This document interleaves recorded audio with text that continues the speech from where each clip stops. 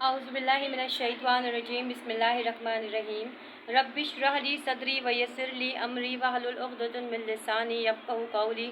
YouTube के तमाम देखने वालों को मेरा बहुत बहुत अस्सलामु अलैकुम व रहमतुल्लाहि व बरकातहू। उम्मीद करती हूँ कि आप तमाम लोग खैरियत से होंगे और अल्हम्दुलिल्लाह मैं भी बिल्कुल खैरियत से हूँ। आज का हमारा जो मौजू है वो कुर्बानी से रिलेटेड है, क्योंकि हज के 10 दिन शुरू हो चुके हैं, आखिरी अशरा शुरू हो चुका है और ये वो अशरा है जिसमें अल्लाह ताला ने हम सब मुसलमानों को इंतहाई गोल्डन चांस दिया है कि वो अपने रब को राज़ी कर ले और बेहतरीन तरीके से इबादत करके हम अपने गुनाहों का कफ़ारा इन 10 दिनों में अदा कर सकते हैं। अगर हमें मालूम हो कि इन 10 दिनों की वाक़अतन क्या अहमियत अल्लाह ताला ने रखी है। ये वो 10 दिन है जिसमें एक एक नेकी का इतना बड़ा अजर है। पूरे साल में जो इबादतें होती हैं ये 10 दिन उसका मजमुआ है और हम मुसलमानों को ये चाहिए कि हम इस मजमुए वक्त से बेहतरीन फ़ायदा उठाते हुए अल्लाह ताला को राज़ी करें और अपना हर हर लम्हा इबादत में और नेकियों में गुजारें, क्योंकि हर इबादत और हर नेकी का बदला दुगना बल्कि तिगना बल्कि इतना मिलता है कि हमारी सोच भी नहीं है जितना अल्लाह ताला इस 10 दिनों में उन तमाम लोगों को जो इबादत करते हैं और अल्लाह ताला के अहकाम को की मुकम्मल तौर पर पाबंदी करते हैं तो अल्लाह ताला उनका अजर भी कभी ज़ाया नहीं करते। बिल्कुल इसी तरह हमें अपने लिए ये नहीं देखना कि हम किस चीज़ की कुर्बानी कर रहे हैं।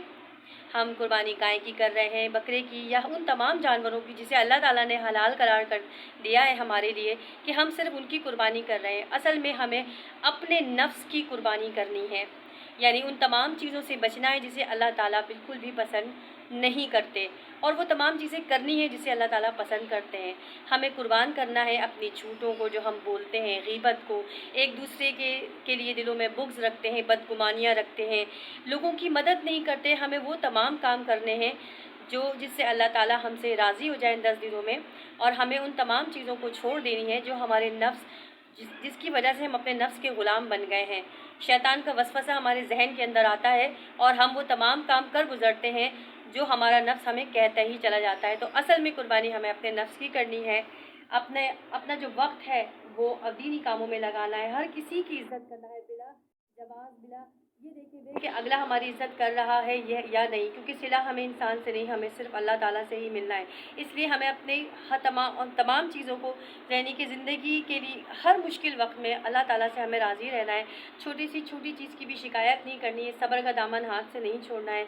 हमें सब्र की मिसाल हज़रत इब्राहीम अलैहिस्सलाम से लेनी चाहिए, क्योंकि जिस तरह से हज़रत इब्राहीम अलैहिस्सलाम ने और हज़रत बीबी हाजरा ने और जिस तरह हज़रत इस्माईल अलैहिस्सलाम ने इस महीने को पाया, अपने रब को राज़ी किया, आजमाइशों में पूरे उतरे, हमें भी उनके नक्शे कदम पर चलते हुए वो तमाम काम करने चाहिए जो सुन्नत इब्राहीमी के हिसाब से हैं।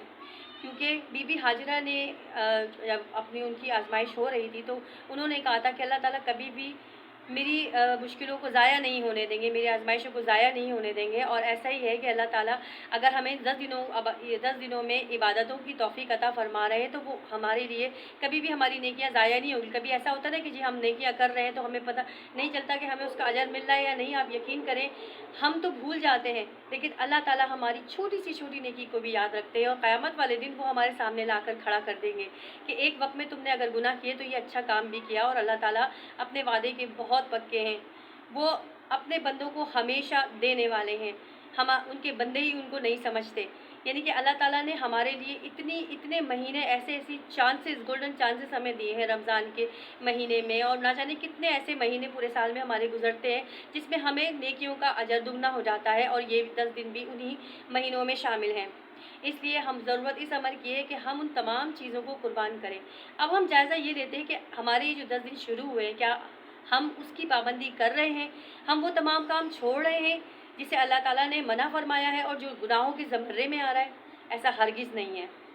मैं खुद इस चीज़ की चशमदीद गवाह हूँ कह सकती हूँ, क्योंकि जहाँ मैं रहती हूँ मैं वहाँ चारों तरफ अपने देख रही हूँ कि लोग किस तरह से ज़िंदगी को गुजार रहे हैं। इन 10 दिनों की फ़ज़लियत, अहमियत उन्हें मालूम भी है या नहीं? क्या उन्हें सिर्फ इतना पता है कि जी गाय और बकरे की कुर्बानी करना ही सुन्नत इब्राहीमी को अदा करना काफ़ी है? ऐसा बिल्कुल भी नहीं है। यहाँ पर क्या इस वक्त पूरी मेजॉरिटी, बल्कि बहुत सारी जगहों पे ऐसा भी देखा गया है कि ज़ोरों शोर से वही गाने, म्यूज़िक चल रहे हैं, वही झूठ, वही लड़ाई झगड़े, वही बेहयाई चल रही है। यानी कि इन 10 दिनों में भी इंसान ने कोई एहतियात नहीं की। اس نے اپنے نفس کو کچلا نہیں. جس طرح سے سارا سال اس کا نفس سرکشی کر رہا تھا, اس 10 دنوں میں بھی وہ ایسی ہی سرکشی کر رہا ہے. تو کیا ہمیں ضرورت اس عمر کی نہیں ہے کہ ہم ان 10 دنوں کی, یہ جو 10 دنوں کی اہمیت ہے اس کو خود بھی سمجھیں اور اپنے گھر والوں کو بھی سمجھائیں اور آس پاس کے لوگوں کو بھی سمجھائیں. ایٹ لیسٹ ہمیں فرض نماز تو ان دنوں میں بالکل بھی نہیں چھوڑنی چاہیے, کسی بھی حالت میں بھی. یہی تو اصل میں قربانی ہے کہ ہم جسم تھکن سے ٹوٹ رہا ہے لیکن اس کے باوجود نماز نہیں چھوڑنی. یہی تو قربانی ہے. یہی تو قربانی ہے کہ ہمارا دل چاہ رہا ہے کہ ہم اپنی پسندیدہ مووی دیکھیں لیکن ان 10 دنوں کے احترام میں ہم وہ نہیں کر رہے. جب ہم یہاں احترام کریں گے تو آگے بھی سال میں اللہ ہمیں توفیق دے گا کہ ہم وہ تمام چیزیں اپنی قربان کر دیں جسے اللہ تعالیٰ پسند نہیں کرتا. سنت ابراہیمی کا قربانی کا مقصد صرف تہوار کو منانا نہیں ہے, اس کو سمجھنا بھی ہے کہ نئے نئے جوڑے بنا لیے, ڈیپ فریزر کو بھر لیا, 2-3 مہینے تک اس گوشت کو انجوائے کیا, لیکن یہ ہرگز مقصد نہیں ہے ہماری قربانی کا. ہماری قربانی کا مقصد اس سے بہت اونچا ہے اور ہمیں اس کی اونچائی کو سمجھنا ہے, ورنہ آنے والے وقتوں میں یہ صرف ایک تہوار ہی رہ جائے گا. سوشل میڈیا کے اوپر اتنے لوگ پوسٹیں لگا رہے ہیں, اتنے لوگ بیان دے رہے ہیں کہ سمجھیے, اس 10 دنوں کی اہمیت کو سمجھیے. خاص طور پہ خواتین اپنے بچوں کو بھی سمجھائیے, خود بھی سمجھیے کہ یہ شاپنگوں کا وقت نہیں ہے. وہ تو آپ پورے سال کر لیتے ہو, پہلے سے کر کے رکھ لو, لیکن ان 10 دنوں میں اہتمام کیجیے تاکہ ہمارے بچوں کو بھی پتہ چلے ہاں یہ 10 دن ہم مسلمانوں کے لیے کتنے اہم ہیں. ہم انہیں بتائیں گے تو پتہ چلے گا انہیں. اس لیے ہم تمام مسلمانوں کو اس وقت ضروری ہے کہ وہ ایک جہاں ہو کر یہ سوچیں کہ نہیں, ہم نے اپنے رب کو راضی کرنا ہے, ہم نے وہ تمام قربانیاں دینی ہی دینی ہیں. جانوروں کی قربانی کے ساتھ ساتھ ہم نے اپنی نفس کی قربانی بھی دینی ہے. ہمیں بہت سارے کاموں سے رکنا ہے, ہمیں پرہیزگار اور متقی بننا ہے تاکہ انشاءاللہ اگلے سال اللہ تعالیٰ ہمیں بھی حج پر بلائیں, ہم بھی وہاں جا کر ایک بڑی عبادت کر سکیں, کیونکہ ان تمام عبادتوں کا جو مرکز ہے وہ اس وقت حج ہے. اس وقت حج کے دوران دعائیں بھی قبول ہوتی ہیں. ان لوگوں کی تو قبول ہوتی ہی ہوتی ہے جو اس وقت حرم میں موجود ہیں, جو اس وقت سرزمین پر موجود ہے, لیکن ان کی بھی قبول ہوتی ہے جو ان کا احترام کر رہے ہیں. یہ حج کا مہینہ ہے تو ہمیں یہ کام نہیں کرنا, ہمیں وہ کام نہیں کرنا. اللہ تعالیٰ ہم سب کو قربانی کے اصل مقصد کو سمجھنے کی توفیق عطا فرمائے تاکہ ہم وہ قربانی کر سکیں جو اللہ تعالیٰ کو راضی کرے.